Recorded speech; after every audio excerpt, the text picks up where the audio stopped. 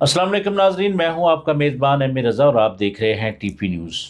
नाजरीन, real estate sector के ऊपर हम हमेशा बात करते हैं, सियासत के ऊपर भी आप हमारी बातें सुनते हैं, लेकिन आज जो हमारी वीडियो है वो इस्लामाबाद और रावलपिंडी में मौजूद जो हाउसिंग सोसाइटीज़ हैं, क्या उन हाउसिंग सोसाइटीज़ में खसूसन ओवरसीज़ कम्युनिटी के घर बनाने के ख्वाब पूरे हो रहे हैं, या लोगों को भी बेनिफिट हो रहा है, या इदारों को भी बेनिफिट हो रहा है? इस पर हम बात करेंगे।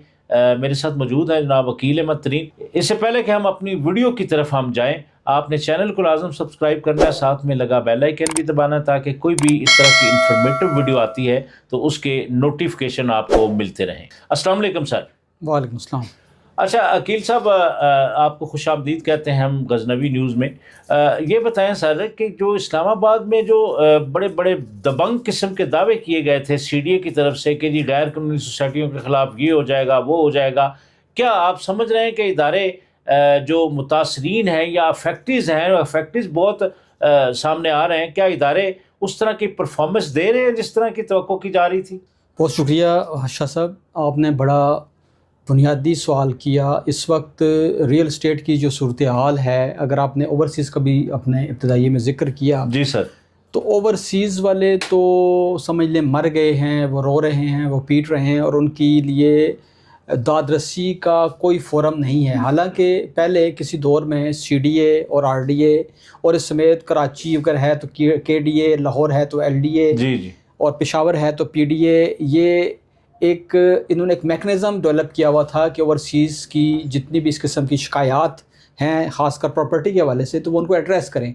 लेकिन अनफॉर्चुनेटली मौजूदा जो गवर्नमेंट है, इसमें जितने भी इदारे हैं उनके जो हेड्स हैं, ख़ासकर डेवलपमेंट इदारों के जो हाउसिंग सेक्टर को देखते हैं, उनकी ओवरसीज़ के मामलात की तरफ कोई तवज्जो नहीं है। आप ये देखें कि ओवरसीज़ वालों की अगर आप उनसे एप्लीकेशन मंगवाना शुरू कर दें, या आप उनका जो प्राइम मिनिस्टर सिटीज़न पोर्टल को अगर आप देखना शुरू करें, तो वहाँ पे 95% जो शिकायत हैं वो रियल स्टेट के इन्हीं हाउसिंग स्कीमों के हवाले से हैं, या वो कब्ज़े की हैं, उनकी प्रॉपर्टी पे कब्ज़ा हो जाता है, या उनके प्लाटों का मामला है कि उन्होंने पैसे दिए हुए हैं और उनको ना वो प्लाट मिला, ना मौके पे कब्ज़ा मिला, ना हो कई जगह पे तो शाह साहब आप यकीनन जानते हैं कि कई जगहों पे तो हाउसिंग स्कीम ही नहीं है सिरे से, हवा में, अब मतलब कोई अब मौके पे जगह ही नहीं है, और उन्होंने हज़ारों जो वो फ़ाइलें बेच दी। और ओवरसीज़ जो कम्युनिटी है, जो हमारे भाई जो दियारे गैर में बड़ी मेहनत से, बड़ी मुशक्क़त से चीज़ें कमाते हैं, पाकिस्तान में वो ज़र मुबादला बेचते हैं, उनको उन्होंने वो लूट लिया। अच्छा अकील साहब, ये पिछले दिनों एक प्रोटेस्ट भी देखने में आया अगेंस्ट सीडीए। जो मकामी ज़िम्मेदार हैं वो चीखो पुकार करते हैं कि जो बेनिफिट हमें मिलने थे, हमारी लैंड तो ले ली गई हमसे, वो सारे कब्ज़े भी ले लिए गए, एक्वायर भी कर लिया गया, लेकिन हमें वो जो जिसके हम हकदार थे हमें वो पैसे नहीं मिले। शायद आपकी नज़र से गुजरी हो बात, तो क्या आप नहीं समझते हैं कि इदारों को मज़ीद बेहतरी लानी पड़ेगी?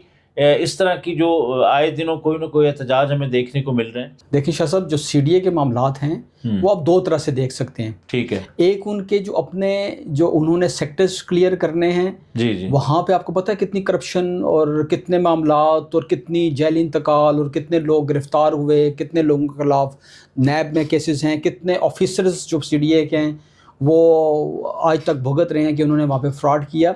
तो वो एक अलग चैप्टर है। वहाँ पे जो असल मुस्तहकीन हैं, वो भी जो असल मुस्तहकीन हैं जिन ज़िम्मेदारों की आप बात कर रहे हैं, तो बड़ी बदकिस्मती ये है शाह साहब कि जो हमारा ये खित्ता पटवार है, इसमें जो ज़िम्मेदार हैं वो जो है वो लॉयल नहीं है, ना हाउसिंग स्कीम से ना किसी इदारे से। वो एक दफ़ा ज़मीन देते हैं, उन्हीं में से कोई एक बंदा जो है वो जाके उसका फिर क्लेम करता है, उसको वो मुतनाज़ा करता है और एक चीज़ के वो बार बार पैसे बनाता है। अच्छा अकील साहब, मुझे ये बताएं कि एक और सेक्टर है जिसको हम कोऑपरेटिव डिपार्टमेंट कहते हैं, जहां पर इस्लामाबाद, पंजाब कोऑपरेटिव की बात छोड़ दें, पिंडी या दूसरे लाहौर है या कोई दूसरे, सिर्फ इस्लामाबाद अगर कोऑपरेटिव सोसाइटीज़ की हम बात करें तो कम से कम 40 से ज़्यादा या 50 के करीब फाल हाउसिंग सोसाइटीज़ हैं। क्या आप समझते हैं कि कोऑपरेटिव डिपार्टमेंट वाक़अतन खिदमत कर रहा है, या वहाँ भी अफेक्टिव सामने आ रहे हैं? देखिए शाह साहब, जो कोऑपरेटिव हाउसिंग सोसाइटी से रजिस्टर्ड हाउसिंग स्कीमें हैं वो तकरीबन 49 बनती हैं। ठीक है, और उसमें से کوئی 15-16 یا 17 یا زیادہ 18 جو ہاؤسنگ اسکیمیں ہیں وہ ایکٹیو ہیں، فعال ہیں، اور باقی ڈورمنٹ ہیں. ایک تو آپ یہ ذہن میں رکھیں. دوسری بات یہ ہے کہ کوآپریٹو کی جو اپنی جو ان کی رسپانسبلٹیز ہیں وہ اس طرح سے نہیں پوری کر رہے جس طرح سے ان کو بطور ریگولیٹر کرنی چاہیے.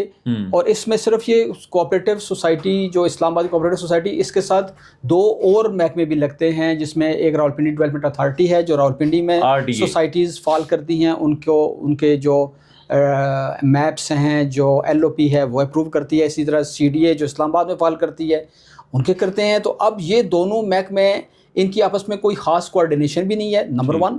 نمبر 2، یہ سوسائٹیز کو اس طریقے سے نہ فیسیلیٹیٹ کرتے ہیں، نہ ایجوکیٹ کرتے ہیں، نہ لک آفٹر کرتے ہیں. دیکھیں ہمارا، آپ دیکھیں کہ یہاں پہ اسلام آباد کی ہاؤسنگ اسکیمیں میں سے کتنی میں آج الیکشن ہوئے ہیں اور وہاں پہ مینجمنٹس بیٹھی ہوئی ہیں، آپ خود دیکھ لیں. تو اگر مینجمنٹس وہاں پہ نہیں بیٹھی ہوئیں تو کوآپریٹو ہاؤسنگ اسکیمیں کس طرح کام کریں گی؟ تو اگر وہاں پہ الیکشن نہیں ہو رہے تو کس کی غفلت کی وجہ سے نہیں ہو رہے، یہ بھی آپ دیکھ لیں. اسی طرح آپ ایک سٹیپ آگے چلیں تو اگر CDA کی ہم بات کریں تو LOP جب اپروو کرتی ہے تو وہ LOP اپروو کرنے کے بعد پتہ لگتا ہے کہ جو ہاؤسنگ اسکیمیں ہیں ان کی زمینوں پہ قبضہ ہو گیا. قبضہ کون کرتا ہے؟ قبضہ کرتے ہیں مقامی ذمہ دار. یہ جو میں نے پہلے بات کرنے کی کوشش کی کہ جو خطہ پٹوار ہے، اس میں جو ہاؤسنگ اسکیموں کے جو فیلئر ہونے کی سب سے بڑی وجہ یہاں کے مقامی ذمہ دار ہیں. یہ ایک دن زمین دیتے ہیں، دوسرے دن ان کا کوئی چچا ماما تایا کوئی اٹھ کے اس کو کلیم کرتا ہے، سٹے کرتا ہے. وہ 3-3 4-4 5-5 دفعہ ہاؤسنگ اسکیموں کو بلیک میل ہو کے ان لوگوں کو پیسے دینے پڑتے ہیں. اب ان کی بلیک میلنگ سے کیسے بچایا جا سکتا ہے اپنا ہاؤسنگ اسکیموں کو؟ تو وہ ان کو ریگولیٹر بچا سکتے ہیں. اسلام آباد کا کوآپریٹو کا ڈپارٹمنٹ ہے جس کو ڈپٹی کمشنر ہیڈ کرتا ہے، وہ اس پہ اس کو ایکشن لینا چاہیے، کوئی ایکشن نہیں ہوتا. CDA کو، جس کو چیئرمین CDA ہیڈ کرتا ہے، جو اپنی زمینوں کو واگزار کرواتے ہیں by force, by hook and by crook, تو وہ اگر ان کی مدد نہیں کریں گے، جن کے پاس یہ زمینیں پلیج ہونی ہیں، جو ان کے LOP جن کے وہ انہوں نے اپروو کرنے ہیں، جن کے معاملات کو انہوں نے لک آفٹر کرنا ہے، تو پھر ہاؤسنگ اسکیمیں شاہ صاحب کیسے چلیں گی؟ تو یہ دیکھیں، اس میں جو ہاؤسنگ اسکیموں کے، اور یہ جو اوورسیز پاکستانیوں کی آپ نے بات کی، اور یہ جو اسلام آباد کی جو اچھی ہاؤسنگ اسکیمیں ہیں جن کے پاس زمین بھی ہے لیکن پاکٹس ہیں، جن کے پاس زمینیں ہیں لیکن ان پہ قبضے ہوئے ہیں، جس پہ اوور برڈن اگر کسی نے کیا ہوا ہے تو وہ تو MC اور مینجمنٹ کمیٹی اس میں ذمہ دار ہے.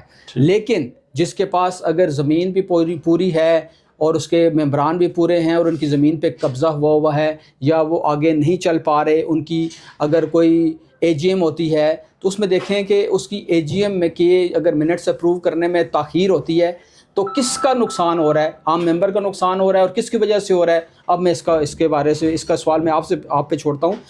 اچھا عقیل صاحب، آپ نے بڑے اچھے طریقے سے سمجھایا ہے کہ اس میں کچھ زمیندار بھی کچھ اس میں زمیندار طبقہ بھی ملوث ہے، تاکہ وہ بھی ڈیلنگ ٹیکٹس ایسے کرتا ہے کہ جس سے پروجیکٹ لیٹ ہو جاتے ہیں. اچھا سر، ایک تلخ سا سوال ہے کہ کوآپریٹو سوسائٹیوں کے اندر لوگ بالکل زیرو سے آتے ہیں اور پھر وہ کروڑ پتی، ارب پتی اور V8 گاڑیوں میں گھومتے آپ کو نظر آتے ہیں. کیا آپ سمجھتے ہیں کہ یہ صادق اور امین جو لوگ ہیں، جو کیونکہ ان کے جو بائی لاز اگر کوآپریٹو کے پڑھے تو یہ امین ہے نا، کسٹوڈین ہے، تو کیا کہیں نہ کہیں خلا موجود نہیں ہے کہ ادارے کمزور ہیں، جس وجہ سے میرا کہنے کا مطلب یہ تھا کہ یہ لوگ کس طرح پھر اتنے پاورفل ہو جاتے ہیں اور لوگ 30 سال سے کاغذ کے ٹکڑے اٹھائے پھرتے ہیں؟ شاہ صاحب تلخ سوال ہے، لیکن اس میں بھی پھر رسپانسبلٹی فکس کس پہ ہوتی ہے؟ ریگولیٹرز پہ فکس ہوتی ہے.